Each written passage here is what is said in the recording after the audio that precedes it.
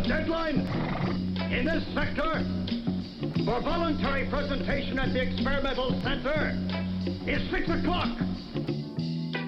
You're supposed to be an artist. Use your imagination. Oh, thanks a lot. I'm all out. What's happening, everybody? I hope everyone had a great day today.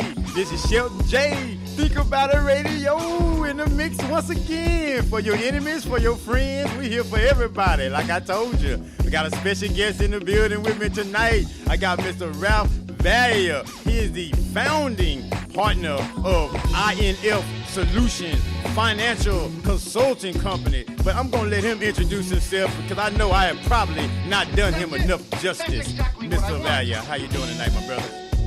I'm doing pretty good, so pretty good. What about yourself? I can't complain, man. I cannot complain. It changes absolutely nothing but your blood pressure, my brother, so it's all good on this end. Thank you. Sounds like a plan. Yes, sir, man. Once again, I thank you for your time, man. Now, while I got you on the line, before we get into everything and forget, let the people know what you do, where you're located, how they can get a hold of you, if they want some financial solutions going on in their life for the 2017 and beyond. Oh, definitely, man. Definitely appreciate the opportunity to speak on the show with you for first off. Oh, you're welcome, and definitely appreciate all the listeners listening in. And my name is, of course, Raphael Vallier, as Shelton said, the founder and partner of I.N.F Solutions Financial Consulting Firm. We're actually located right off of 1960, kind of in the Veterans Memorial area.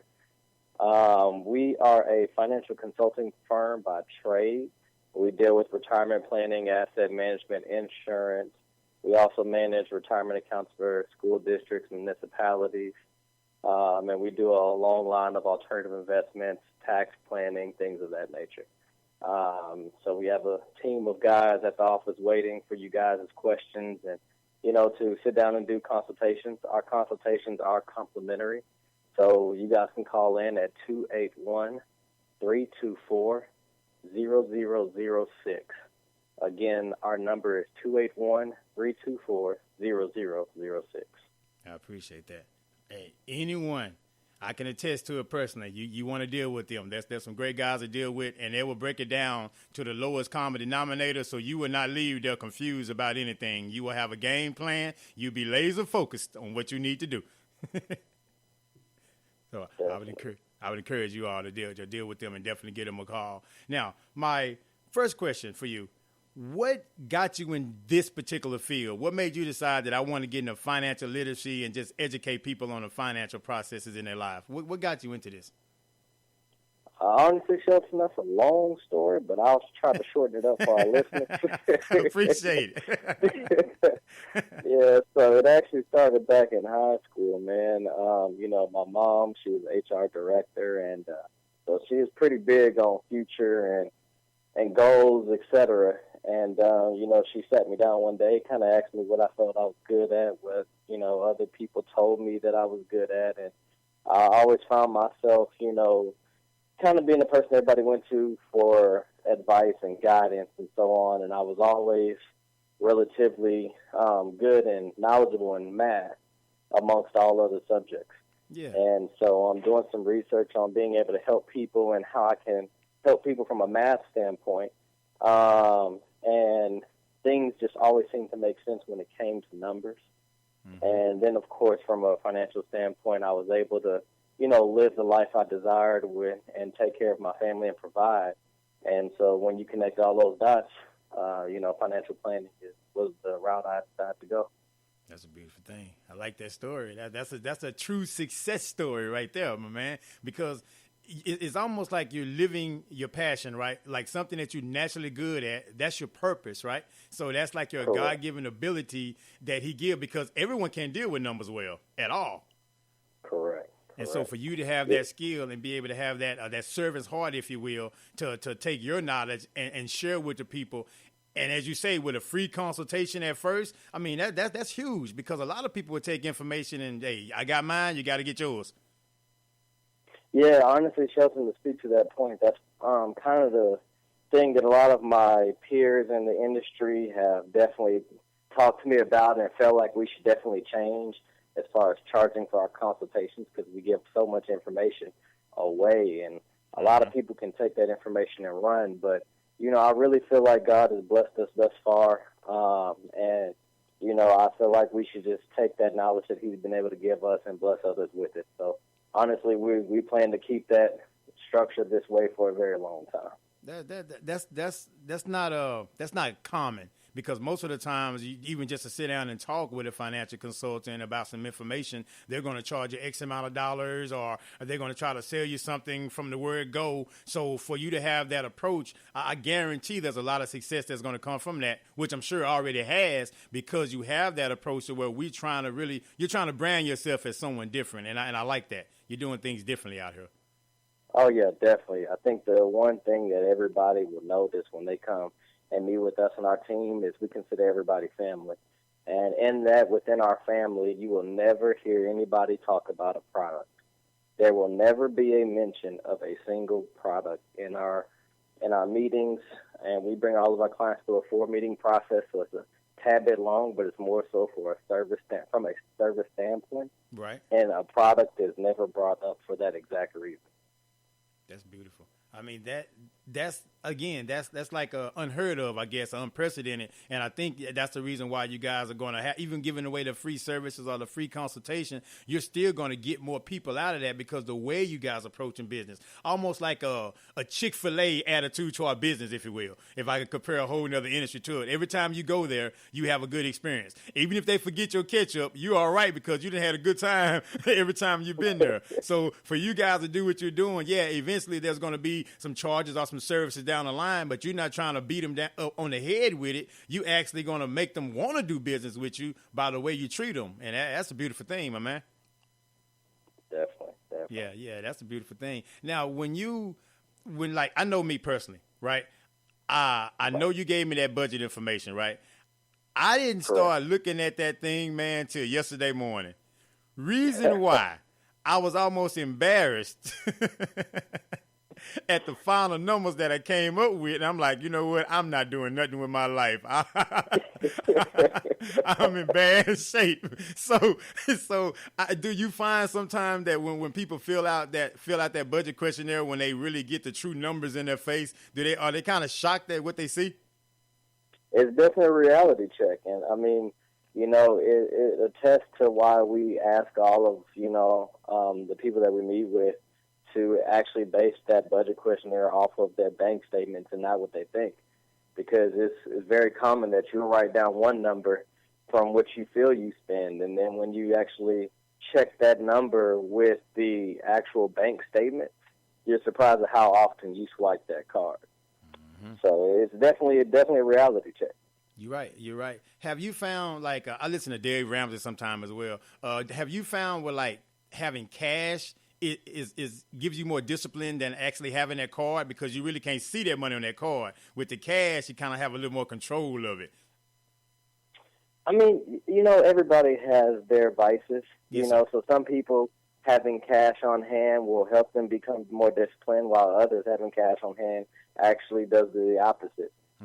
So, at the end of the day, you have to essentially find what works best for you. But that's what we come in at, and we help our clients with, is trying to figure out what's the best route to go in order to make sure that we stick to our plans. Because, financial planning is just like personal training. Everybody has their own strategies and methods and theories. Mm-hmm. And at the end of the day, regardless of what deal you do when it comes to personal training, if you are disciplined enough, you're going to eventually lose weight. Now, you might not see the exact results you're looking for per se, but you're going to see some results. And so I feel like it's essentially the same way. It's just our job to try to find what's the best route to go for each client when we're building customized plans.